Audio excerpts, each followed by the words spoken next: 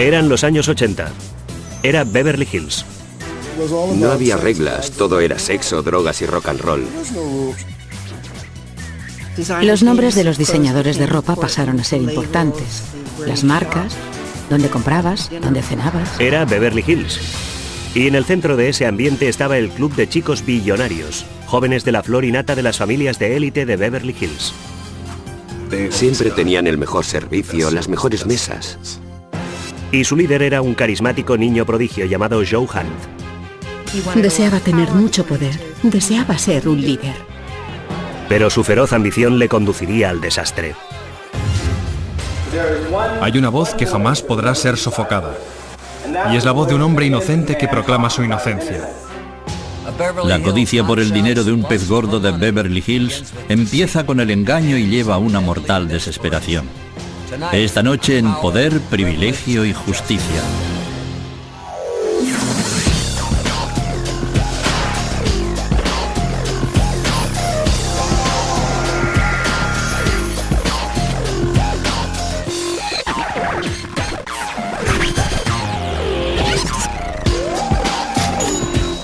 Crímenes imperfectos, ricos y famosos. El club de los chicos billonarios.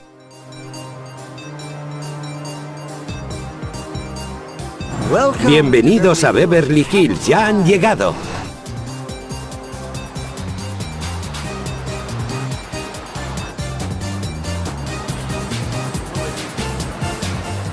Durante casi 75 años, Beverly Hills ha sido un refugio para los ricos y famosos. Es increíble ver cómo se gasta el dinero la gente aquí, en Beverly Hills. Zapatos, bolsos, cremas faciales. Es increíble. En una década de consumo conspicuo, Beverly Hills era la capital mundial de las compras. Todo se basaba en exhibir tu riqueza, en cuanto tenías, y hasta cierto punto era decadente. Era casi demasiado, algo excesivo. Así eran los 80. Era una atmósfera de alto octonaje, de codicia y miedo, que en 1984 se vio estimulada por la ambición de un hombre y la desaparición de otro. El 8 de junio se denunció la desaparición de Ron Levin, un turbio hombre de negocios de Beverly Hills con un largo historial de fraudes. Al principio la policía no se tomó muy en serio la denuncia. Recuerdo a Ron Levin de mis días en Beverly Hills. Conducía un Rolls Royce verde. Lo llevaron a mi casa un par de veces y me pareció un hombre inquietante. La resolución del misterio de la desaparición de Levin dejaría al descubierto elaboradas estafas, secuestros y quizá asesinatos. Levin había sido visto por última vez 2 noches antes con un joven hombre de negocios llamado Joe Hunt. Hunt era una figura glamurosa pero misteriosa en Beverly Hills. Hay quien dice que era un genio de las inversiones, otros dicen que era un siniestro timador. ¿Quién era Joe Hunt? Joe Hunt inició su vida siendo Joseph Kamsky, en un mundo muy distinto a Beverly Hills. Creció en Van Nuys, en una casita muy humilde. Era una casita pequeñita, llena de gente y rodeada de otras casitas pequeñas, y a duras penas lograban sobrevivir. El padre de Joe era un hombre emocionalmente distante que trabajaba en una clínica llamada Instituto Americano de la Hipnosis. Su hijo Joe se convirtió en un conejillo de indias de sus teorías sobre la autohipnosis. Iba a enseñar a Joe la capacidad de hipnotizarse y programarse para cualquier objetivo que tuviera, y le inculcó la idea de que había que eliminar cualquier distracción o cualquier cosa que se interpusiera en el camino hacia lo que deseabas. Al cumplir los 12 años era ya muy evidente que Joe era distinto. Era excepcionalmente inteligente, con una mente despejada y bien organizada, centrada en la consecución de sus objetivos. Ganó con facilidad una beca para la prestigiosa escuela de secundaria Harvard en Beverly Hills. Algunas de las mejores familias enviaban a sus hijos a esa escuela. Todo el mundo venía con chofer desde la zona oeste y desde Beverly Hills. Ibas a visitar sus casas y eran mansiones. Joe deseaba desesperadamente ser aceptado por sus ricos compañeros de clase, pero era desgarbado y estaba sin pulir. Joe sabía qué hacía falta para conquistar ese mundo: dinero y poder. Y él quería las dos cosas. Era evidente que a Joe le atraía el dinero. Creo que es difícil crecer en esta ciudad, en la clase de círculos en los que creció sin preocuparse por el dinero. Y no creo que el dinero hubiera bastado en el caso de Joe. Él quería tener mucho poder. Quería ser un líder. Después de graduarse, Joe fue a la USC a estudiar contabilidad. A los 19 años se presentó al examen para CPA y lo aprobó. Más tarde reivindicaría ser la persona más joven en la historia de California que lo lograba. Como muchas de las reivindicaciones de Joe, no era del todo cierta. Dudo que fuera la persona más joven en aprobarlo. Reivindicaba muchas cosas. Eso formaba parte de la personalidad de Joe Hunt. Siempre había algo de verdad en lo que decía, pero lo exageraba un poco más para darse importancia. En su prisa por hacerse rico, Joe abandonó la USC en su segundo año. Se presentó en una reunión de selección de personal para una gran empresa de contabilidad del centro y les dijo que estaba a punto de graduarse. Ellos no lo comprobaron porque de inmediato expuso el hecho de que había superado el examen para CPA.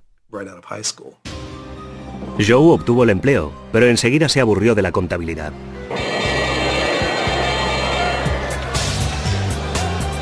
En 1981, Joe llegó a la Bolsa Mercantil de Chicago para hacer fortuna. Cuando Joe fue a Chicago, hizo su entrada con una gran seguridad en sí mismo y con toda la chulería de que era capaz, creyendo que con su cerebro y con sus escasos conocimientos iba a arrasar en el mercado de los artículos de consumo. En realidad, el de los artículos de consumo es un mercado arriesgado, incluso para la gente que sabe lo que se hace. Y Joe no tenía ni idea de lo que estaba haciendo y perdió todo el dinero que había intentado invertir. Joe necesitaba cubrir sus pérdidas y las reglas no importaban. Reclutó inversores y empezó a invertir su dinero. No poseía licencia para gestionar un grupo de inversiones, pero procedió a crearlo igualmente. Y cuando la noticia llegó a oídos de las autoridades de la Bolsa Mercantil de Chicago, Joe cometió el grave error de primero tratar de engatusar, luego intimidar y finalmente enfrentarse al vicepresidente de la Bolsa Mercantil, lo que le llevó al punto de la destrucción total. Fue expulsado de inmediato de la bolsa. He conocido a muchos hombres como Joe. Los grandes contratiempos no les perturban, nunca tienen la culpa de nada y el fracaso solo les hace más audaces. Así que Joe lió el petate y regresó a Beverly Hills con grandes planes. Después de la pausa, Joe Gamsky se convierte en Joe Hunt y regresa a Beverly Hills con la intención de hacer su agosto.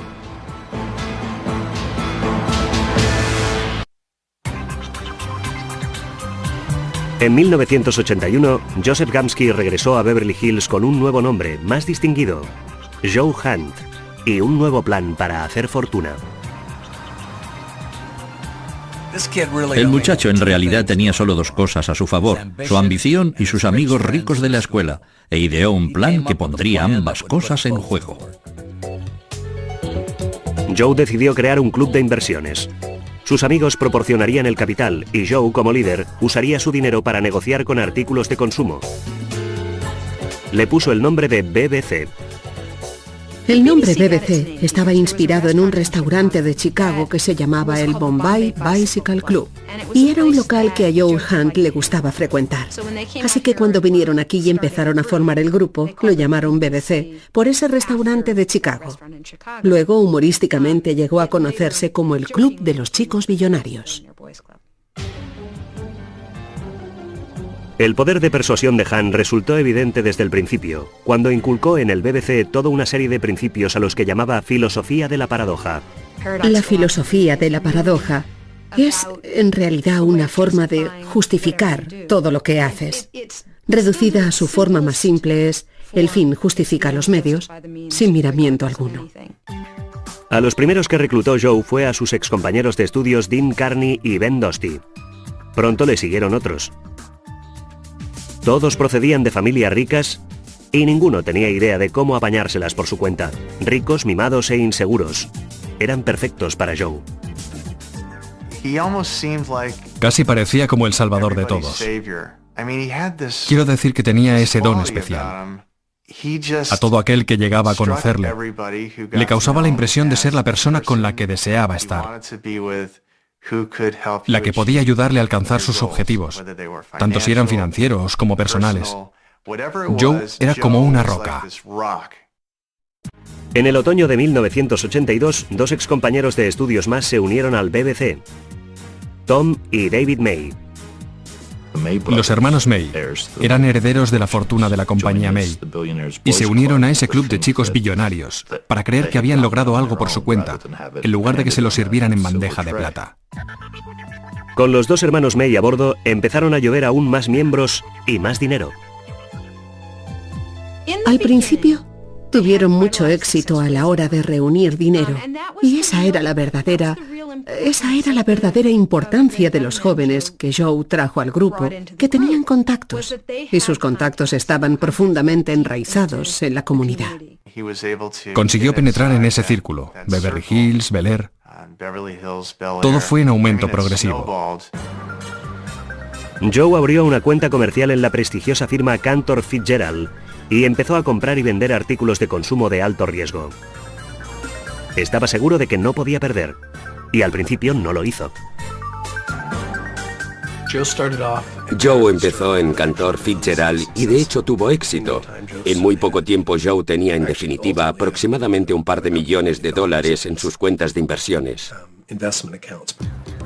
Joe pronto alquiló para el BBC una costosa serie de oficinas en el edificio Wells Fargo, en el corazón de Beverly Hills.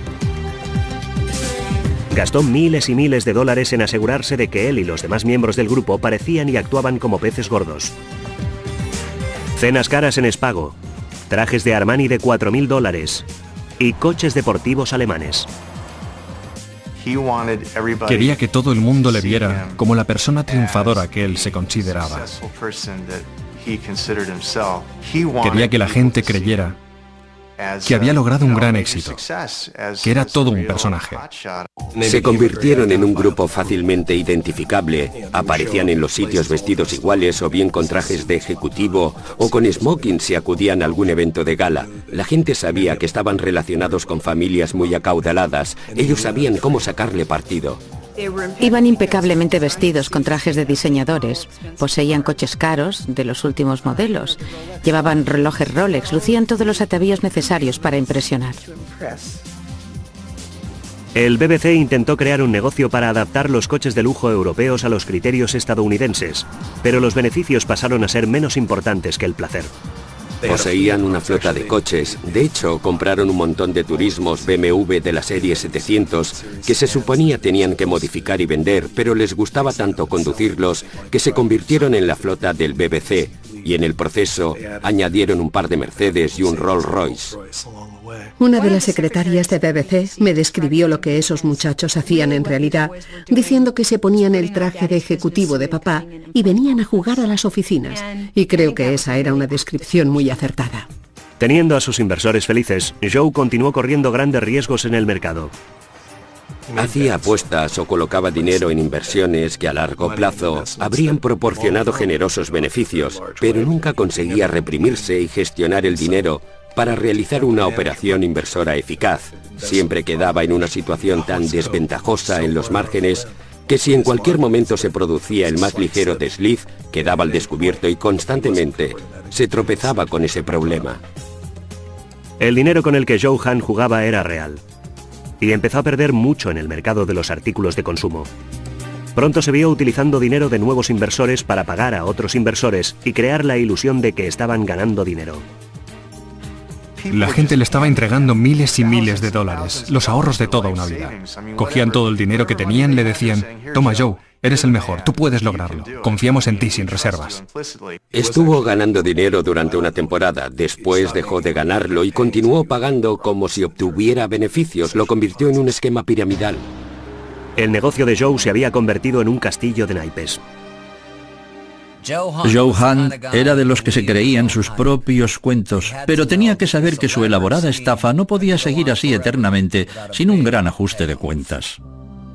En la primavera de 1983, Joe conoció al hombre que cambiaría las vidas de todos los miembros del BBC. Ron Levin, de 40 años, era una figura conocida en los restaurantes y clubs de moda de Beverly Hills. Yo le veía en Le Dom, tenía una mesa, estaba constantemente allí. Recuerdo haberle visto en Spago, en el Hotel Beverly Hills, en el Polo Lounge. Levin era un hombre de negocios con una estela de planes fraudulentos a sus espaldas. Había sido arrestado varias veces por robo y fraude. Igual que Joe, creía que el secreto del éxito era la imagen. Solía decir, si tienes un Rolls y un Rolex, puedes hacer lo que quieras y ser quien quieras. Para él era así como funcionaba el mundo. Yo te robo a ti y tú le robas a otro. Cuando le estafo, te estoy dando una lección. Levin y Han vieron mucho de sí mismos en el otro. Se consideraban intrusos más inteligentes que esos niños ricos, y cuando se conocieron pensaron, vaya, aquí hay alguien con y contra quien va a ser divertido competir. Y el arte de ganar astutamente se puso en marcha desde el primer instante. De lo que Ron no se dio cuenta fue de lo decidido que estaba Joe a ganar y de hasta dónde iba a llegar. Joe necesitaba el dinero de Levin. No paró de insistirle para que invirtiera en el BBC, y al final Levin lo hizo. Para Joe Han, Ron Levin fue un sueño hecho realidad. Continuaba creyendo que si conseguía un buen pellizco de dinero para invertir en el mercado de artículos de consumo, todo saldría bien. Y en ese momento, Levin le dice, de acuerdo, me has convencido, aquí tienes $5 millones para que los inviertas en mi nombre. Levin accedió a repartir los beneficios, pero insistió en usar su cuenta en el Clayton Brokerage. Con el dinero de Levin, Joe empezó a obtener inmensos beneficios. Podía mostrar un estado de cuentas con un total de $13,5 millones. La parte de Joe iba a ser de $5 millones.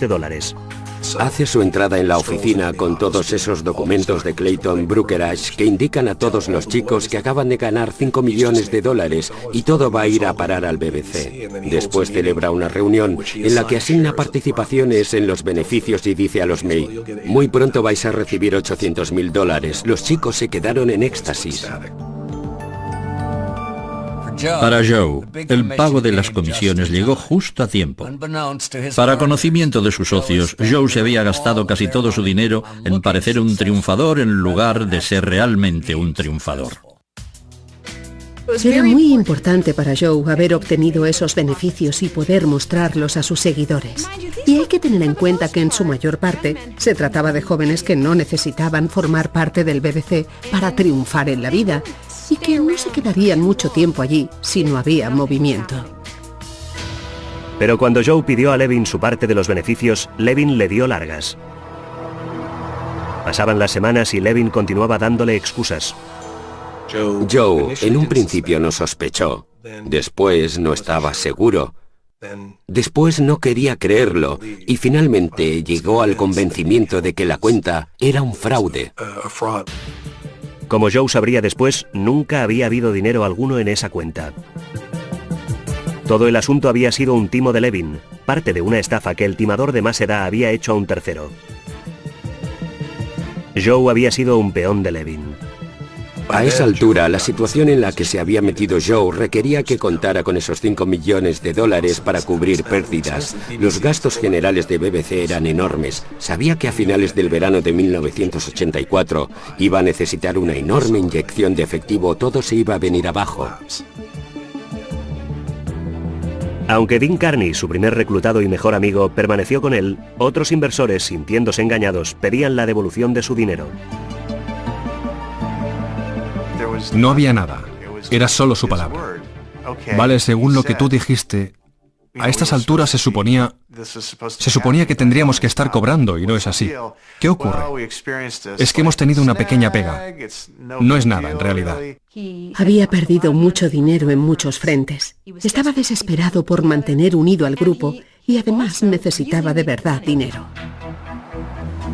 El 6 de junio, Joe y el miembro de BBC Jim Pittman fueron de visita al apartamento de Ron Levin en Beverly Hills. Al día siguiente, Joe llegó a la oficina con un cheque de $1,5 millones de una cuenta en un banco suizo, firmado por Levin. La única forma de mantener a flote un timo así es seguir metiendo dinero. Parecía que el cheque de Ron Levin iba a salvar el club de los chicos billonarios, pero cuando Joe llevó el cheque al banco, se lo devolvieron. Joe Hunt y el timador Ron Levin habían mantenido un duelo de ingenios durante casi un año. Joe había recibido de Ron un cheque de $1,5 millones que le fue devuelto. 2 días después se denunció la desaparición de Ron Levin. Al principio la policía no se preocupó. La mayor parte de los policías les dirán en privado que detestan hacer informes de personas desaparecidas, y en el caso de un tipo sospechoso como Ron Levin, digamos que la policía no se dio prisa en encontrarle. Cuando se tomó nota de la denuncia y vimos que se trataba de Ron Levin, mi compañero y yo la miramos y dijimos, Ron ya ha vuelto a las andadas. A finales del verano, Joe se estaba quedando sin dinero y sus seguidores estaban perdiendo la fe. Aunque su mejor amigo, Dean Carney, seguía siendo leal, David May, que había perdido mucho con Joe, estaba cada vez más desilusionado. En realidad, Joe solo podía contar con Dean Carney y con un nuevo miembro, Reza Eslaminia. El padre de Reza había huido de Irán con varios millones de dólares, dinero con el que Joe y Reza planeaban quedarse. Pero sus planes estaban condenados desde el principio.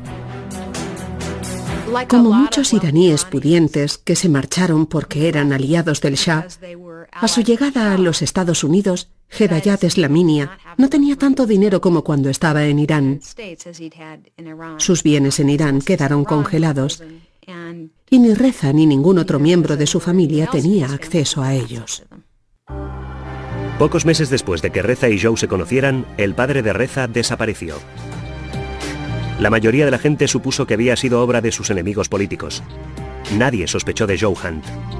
Hedayat Eslaminia estaba activamente involucrado en el movimiento de oposición a Khomeini, por lo que al principio existió una gran preocupación de que hubiera sido secuestrado o asesinado por personas contratadas por Khomeini.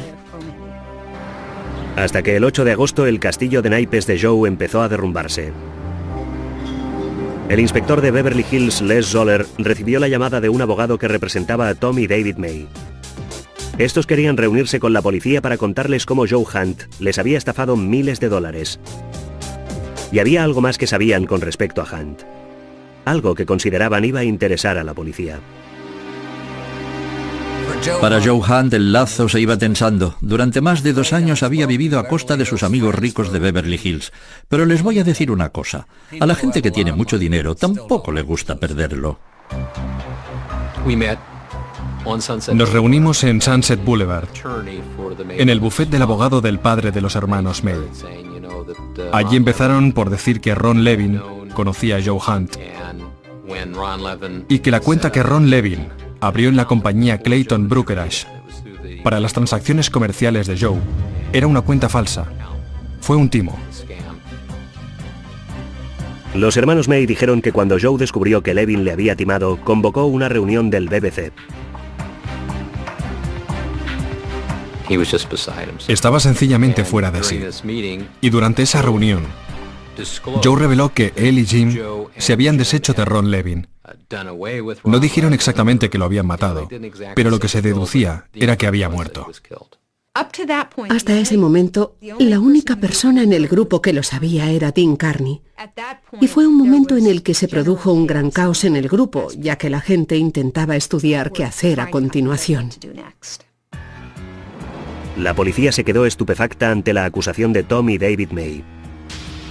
Obtuvieron una orden para registrar el apartamento de Levin, donde hicieron un increíble descubrimiento. Mientras registraban su despacho, detrás de una papelera encontraron 7 páginas de listas y en la primera había una lista de cosas a hacer. La examiné y vi que había varios conceptos de cosas a hacer. Y bueno, eran cosas como cerrar las cortinas, matar al perro, etcétera, etcétera. Y en ese momento lo tuve bastante claro. La letra en la lista de cosas a hacer era la de Joe Hunt.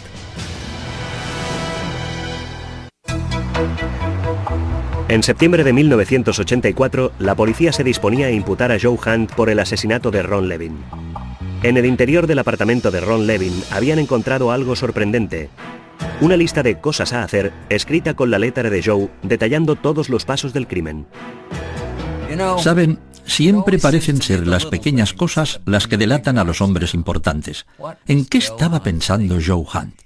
Ya es bastante malo elaborar una lista así, pero dejártela en el escenario del crimen... La lista fue una prueba incriminatoria suficiente para realizar el arresto. El 22 de octubre, cuando Joe salía del garaje de su lujoso edificio de apartamentos, la policía le detuvo por el asesinato de Ron Levin. Joe se mostró arrogante y despreocupado, hasta que Zoller le enseñó la lista de cosas a hacer. Dejé una copia de las 7 páginas frente a Joe Hunt y le dije, ¿qué sabe de estas hojas? Y me di cuenta que le desaparecía el color de la cara. Cogió las páginas, las miró una por una, y las iba pasando como si leyera cada una de las palabras que había en ellas. Siguió mirando y mirando, y al final, tras haberle dado la oportunidad de examinarlas, le dije, ¿qué sabe de estas páginas? Me miró y me dijo, creo que debería ponerme en contacto con mi abogado. Hunt contrató de inmediato a uno de los abogados más caros y famosos de Beverly Hills, Arthur Barnes. Habían estado hablando con toda una serie de abogados con respecto a varios de los problemas a los que se enfrentaba Joe en aquel momento, y después volvieron a acudir a mí y me preguntaron si actuaría en su favor. Pero mientras Barnes intentaba elaborar su defensa, la policía andaba tras el miembro del BBC a quien Joe se lo había confiado todo, Dean Carney. Dean Carney estaba metido en un buen lío. Y lo que es un misterio para mí es cómo llegó Dean Carney a meterse en la situación en la que se hallaba.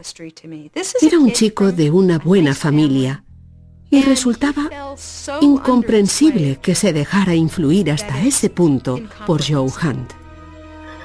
El 26 de noviembre, el inspector Zoller se reunió con Dean en la casa de sus padres en las colinas de Hollywood. Hizo a Dean una oferta que éste no pudo rechazar. Daban a Dean carta blanca, le ofrecían un trato que nadie podía haber imaginado y que era libertad completa. Iba a poder salir totalmente impune si testificaba. Se dio cuenta de que tenía que salir de aquello, que o bien aquello era el fin de su vida, que iba a pasar lo que le quedaba de vida en la cárcel, o delataba a su amigo Joe Hunt, y al final delató a Joe Hunt. Dean corroboró la historia que los hermanos May habían contado. Joe y el miembro del BBC Jim Pittman habían matado a Ron Levin. Después, Carney le soltó un bombazo al inspector. Le contó que Joe estaba detrás de otro asesinato. La muerte de Hedayat Slaminia, el padre del miembro del BBC, Reza Slaminia. El plan era secuestrarle, llevarle al sur de California y meterle en un sótano en el que pensaban torturarle, hasta que facilitara la información sobre sus bienes. Pero según contó Dean, el plan salió terriblemente mal. Fueron hasta donde vivía. Entraron haciéndose pasar por transportistas. Llevaban una caja enorme, un baúl grande. Usaron cloroformo para dejarle fuera de combate. Le metieron en el baúl. Y después, en la parte trasera de un camión de mudanzas que habían alquilado en Los Ángeles para subir hasta allí. Probablemente murió de asfixia en el trayecto hacia el sur desde San Francisco. Eran unos cabezas de chorlito. Quiero decir que no se aprende muy pronto que cuando se captura una mariposa hay que hacer agujeros para que pueda respirar. Es algo muy básico. Dean contó a Zoller que él y Joe se habían deshecho del cuerpo en Soledad Canyon. 2 días después, Dean condujo al inspector al lugar. Miré debajo de un matorral y vi un cráneo. Y vi la parte inferior de una mandíbula, con dientes. Y esa fue la clave para identificar los restos de Hedayat Slaminia, gracias al odontograma. El 8 de diciembre de 1985, Joe Hunt fue acusado de un segundo crimen: el asesinato de Hedayat Slaminia. Los 2 cargos de asesinato conmocionaron Beverly Hills. Creo que fue un gran escándalo porque es algo que sorprende, que pudiera haber tal caos en una vida que a uno le parece tan perfecta, según los cánones de Beverly Hills. Cada vez que alguien era detenido o algo más era descubierto, prestabas más atención al tema. A pesar de su ostentación y su dinero, Beverly Hills siempre ha preferido guardar para sí sus escándalos. Pero el club de los chicos billonarios era diferente. Cuando comenzó el juicio, el bombo de los medios alcanzó nuevas cotas.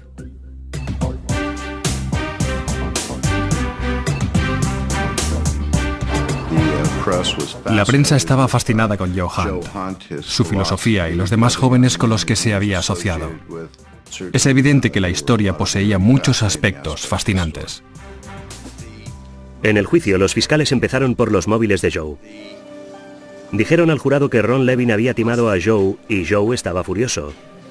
Quería vengarse y quería dinero de Levin. Él y el guardaespaldas del BBC, Jim Pittman, habían ido al apartamento de Levin la noche del 6 de junio, decididos a obtener ambas cosas.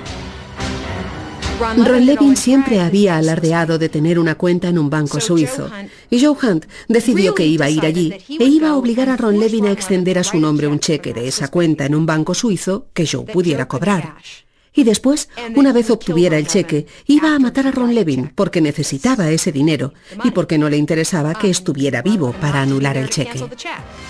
Jim le disparó en la parte posterior de la cabeza y después sacaron el cuerpo, lo metieron en el maletero del BMW y lo llevaron hasta el Bosque Nacional de Los Ángeles Soledad Canyon, donde Joe y Jim ya habían cavado una tumba. Pero a pesar de las intensas búsquedas, la policía no logró localizar el cuerpo de Levin. Cualquier referencia a la supuesta declaración del acusado. Los abogados de Joe dijeron que Levin no estaba muerto, que tras estafar al BBC, el maestro del timo sencillamente se había escabullido de la ciudad para eludir las posibles consecuencias. Tuvimos que demostrar que Ron Levin no solo había desaparecido, sino que había sido asesinado. Por lo tanto, había que evidenciar que su desaparición no había sido solo una desaparición, sino que estaba muerto. Es difícil condenar a alguien por asesinato sin tener un cuerpo, sobre todo cuando la supuesta víctima tenía tantas razones para desaparecer como Ron Levin. La principal pregunta a la que el jurado debía responder era: ¿Ron Levin estaba muerto o vivo? El juicio de Joe Hunt por el asesinato de Ron Levin había comenzado. En Beverly Hills no se hablaba de otra cosa. En restaurantes exclusivos, fiestas nocturnas y tras los muros de las mansiones de Beverly Hills, la gente hablaba del misterioso caso de Joe Hunt, Ron Levin y el club de los chicos billonarios. Todos tenían una teoría, pero la única teoría importante sería la que el jurado creyera. Uno de los mayores desafíos de la defensa era justificar la lista de cosas a hacer, escrita a mano por Joe. En el tercer día del juicio, la acusación presentó la lista. Era una prueba irrecusable. Se trata de un hombre tan meticuloso que anota cada paso antes de matar a Ron Levin. Matar al perro, cerrar las cortinas, todas las cosas que había en esa lista. Es muy meticuloso y sin embargo se deja allí la lista. ¿Eso qué quiere decir? Si no hubiera sido porque se olvidó la lista del asunto, no se habría desenmarañado y él seguramente jamás habría sido arrestado por esos dos crímenes. La acusación hizo desfilar por el estrado a toda una serie de miembros del BBC.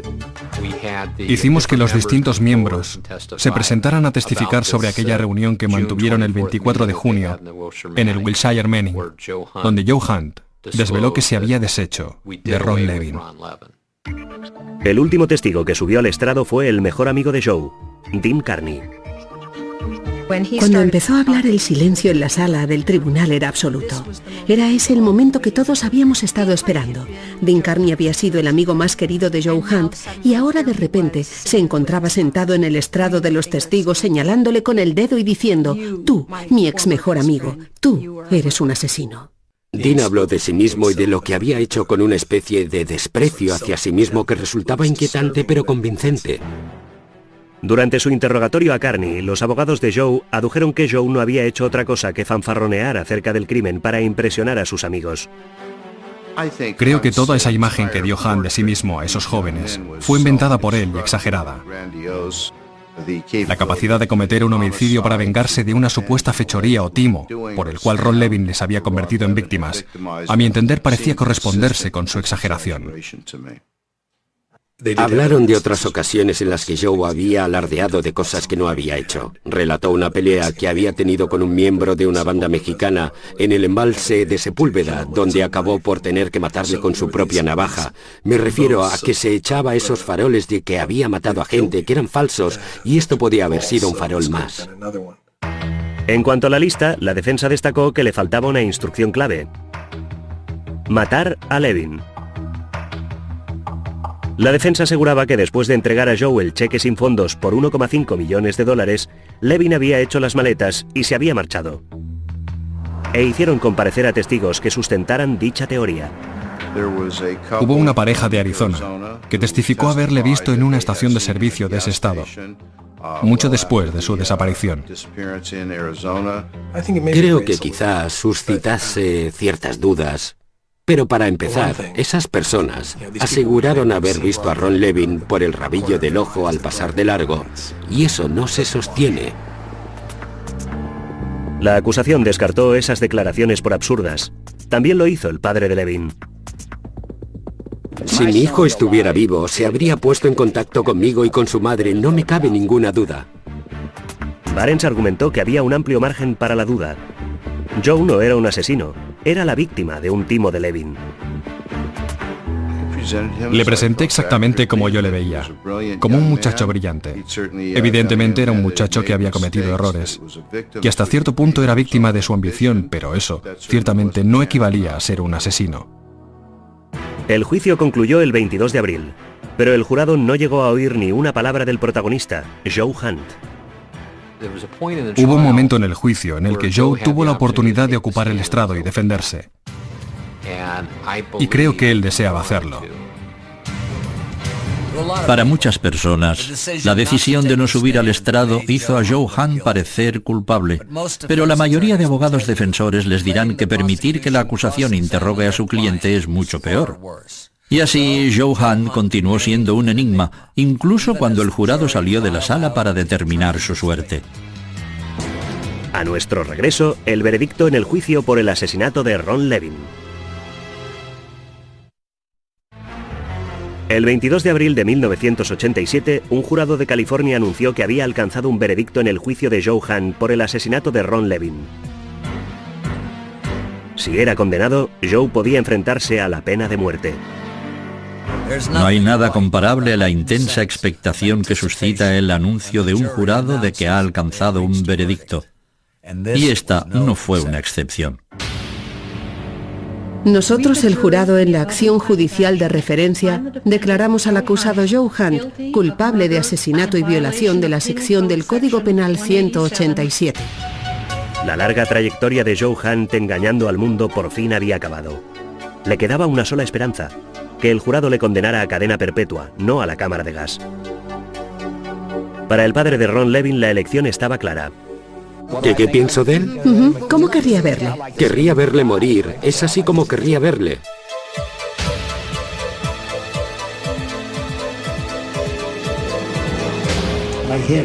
Le sentencio a cadena perpetua en prisión sin posibilidad de libertad condicional. La primera mayoría votó a favor de la muerte. El grupo que quería votar a favor de la cadena perpetua empleó el argumento de que todos los demás chicos eran prácticamente tan culpables como él, y en cambio se había liberado. El jurado dijo que se habían planteado seriamente la pena de muerte. Mi opinión personal es que a un jurado le cuesta muchísimo condenar a alguien a morir en un caso en el que no hay cuerpo. Al fin y al cabo, se presentó gente diciendo haber visto a Ron Levin. Y aunque eso lo descartamos, creo que en el fondo de su mente no paraban de pensar: ¿y sí? Pero aún no se había acabado para Joe Hunt. Todavía le esperaba otro juicio por asesinato, en el que volvería a enfrentarse a la pena de muerte, esta vez por el asesinato de Hedayat Slaminia. Desde la cárcel, Joe empezó a prepararse para su próximo juicio. Confiando siempre en sus habilidades, Joe decidió actuar como su propio abogado. Esta iba a ser la prueba definitiva para Joe Hunt. Iba a poner de lleno su destino en sus propias manos. Hunt había engañado a sus amigos e inversores, pero ¿podría engañar al jurado? El juicio por el asesinato de Hedayat Eslaminia comenzó el 14 de abril de 1992. Hay una voz que jamás podrá ser sofocada, y es la voz de un hombre inocente que proclama su inocencia. Yo soy un hombre inocente, no soy un asesino. Con Joe todo es posible. El hecho de que empezara a representarse a sí mismo en el juicio en San Mateo, y de que fuera tan eficaz, sin tener ninguna preparación legal convencional. La forma en que condujo ese segundo juicio fue algo realmente asombroso para mí. En este caso, sí había un cuerpo. Joe no podía negar que se había cometido un asesinato. Lo que podía hacer era echarle la culpa a otro, al amigo que le había traicionado, Dean Carney. Creo que una vez tras otra, las animosidades de Joe Hunt se interponían en el camino de su pensamiento racional, y echar la culpa de aquel asesinato a Dean Carney me parecía algo muy poco creíble. Joe ofreció al jurado una extravagante historia. Hedayat Eslaminia, dijo, temía sufrir una amenaza de muerte por parte del ayatolá Khomeini. Eslaminia había pedido al BBC que fingiera su secuestro para mantenerle a salvo. Joe y varios miembros del BBC habían ido en busca de una casa en la zona residencial de Beverly Glen, en Los Ángeles, que resultara un escondite apropiado. La casa estaba más bien en estado de deterioro, y ellos quisieron ver el sótano. No parecían interesados en ver nada del resto de la casa. Y después de un rato volvieron a subir y dijeron, «Nos la quedamos». Joe declaró que una vez hubieron secuestrado a Eslaminia, Dean Carney tenía la misión de custodiarlo. Era una historia absurda según la cual Dean se quedó a solas con Eslaminia y decidió matarle porque supongo que en el baúl tenía que haber montones de dinero y de oro o algo parecido. A Dean le había entrado el pánico y a la vez le había vencido la codicia. En fin, que Dean mató a Eslaminia. A lo largo de todo su testimonio, Joe tuvo a todo el jurado en el borde de sus asientos. Todos los miembros del jurado dijeron que Joe Hunt era uno de los mejores abogados defensores que habían visto. En cambio, no era muy buen testigo en su favor. Contó una historia que a todas luces era absurda. A pesar de la absurda historia, el carisma de Joe era más potente que nunca. El 10 de diciembre de 1992, el jurado anunció que no podía alcanzar un veredicto. Se declaró juicio nulo y el Estado optó por no volver a juzgar el caso. Joe regresó a la cárcel para cumplir cadena perpetua por el asesinato de Ron Levin. La historia del Club de los Chicos Billonarios había terminado. Lo que la gente debatiría durante años era cómo había atraído Joe a tantos jóvenes privilegiados a su telaraña de engaños y asesinatos. Creo que Joe ofrecía algo irresistible. Accedía a esos muchachos en un momento de sus vidas en el que se sentían muy vulnerables. Ese gran abismo que tenían que superar entre la infancia y la edad adulta. Él estaba allí y les decía, mira, hay un puente, no es nada difícil, ni siquiera tienes que cambiar de tren de vida. Sígueme y la vida será fácil. Joe Hunt pasará el resto de su vida en una cárcel de California, lejos del boato de Beverly Hills que él tanto anhelaba. En cuanto a los demás miembros del BBC, ninguno de ellos pasó un tiempo significativo entre rejas. Puede que Joe Hunt los condujera hasta el borde del precipicio, pero solo él acabó precipitándose. Dominic Dunne para la televisión judicial.